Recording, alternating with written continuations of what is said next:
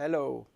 Your web browser can only understand 3 different languages when you ask for a web page to be rendered in the browser. So let's take this document, for example.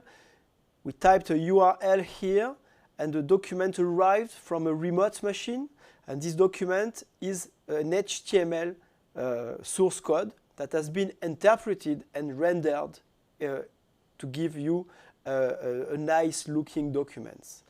In this HTML, you can have CSS rules for specifying the look and feel of the document, as we saw in a previous example.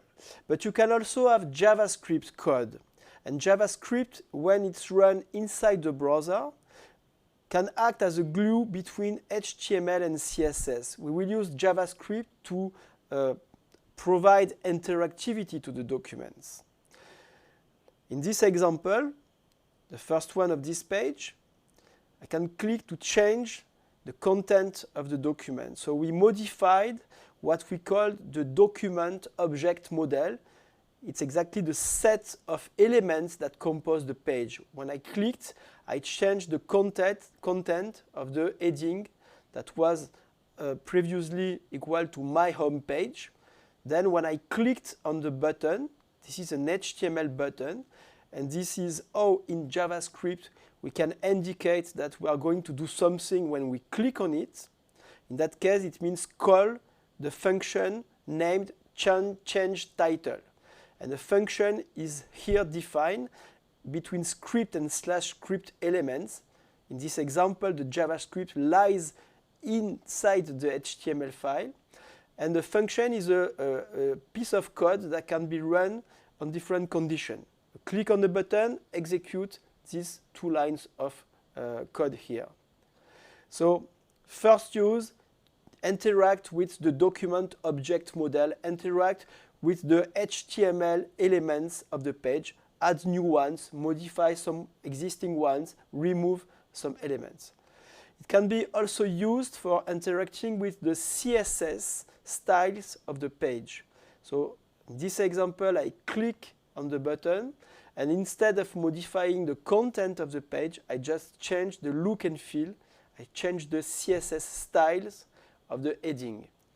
If we look at the code quickly without going into details, when I click on the button on click, I call the change title CSS style function, and this function will use the style attribute of some elements that correspond to the heading 1 here, and it will indicate that we want the text to be black, the background color to be yellow, and the border to be 5 pixels wide, dashed and colored in red.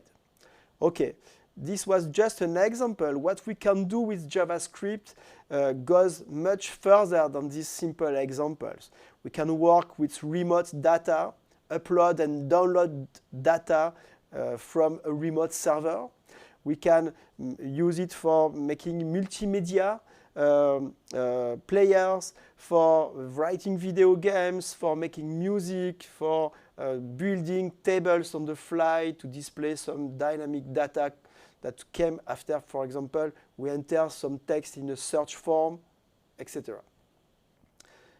During week 1, we will see other examples with different sort of applications of JavaScript, and we will first give some explanations about variables, functions, some basic event handling, how to detect a click, how to debug the code, what tools we're going to use for writing JavaScript code, and so on.